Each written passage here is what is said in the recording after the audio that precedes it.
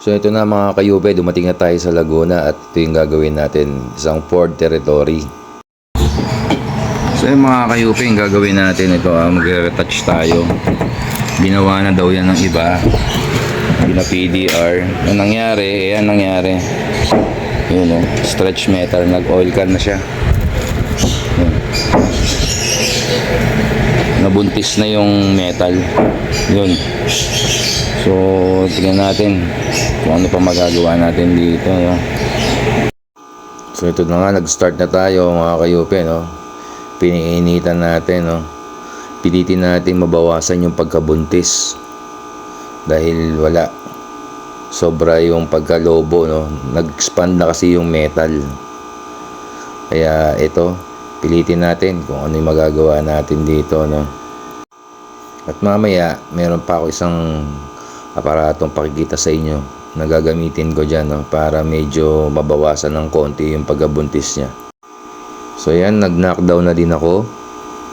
Binababa ko yung high spot kasi may nakita akong nakaangat pa rin na maliliit. Pinipilit nating ibaba yan para pumantay. So gamit din na akin ng blending hammer. Ayan, binababa ko pa rin yung mga ibang high spot para pantayin ang mga nakaumbok.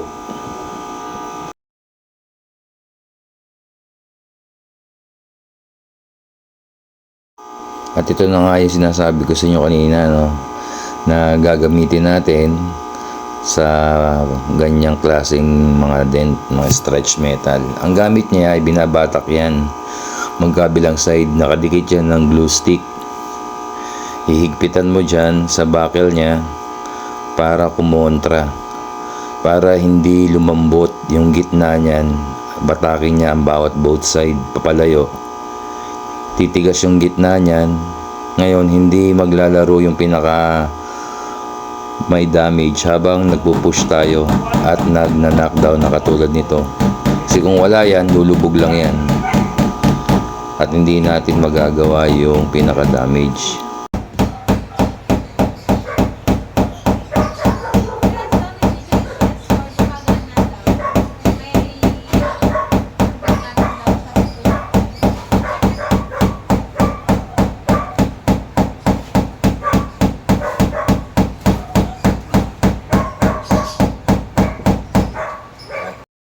So ito, tapos na tayo, no?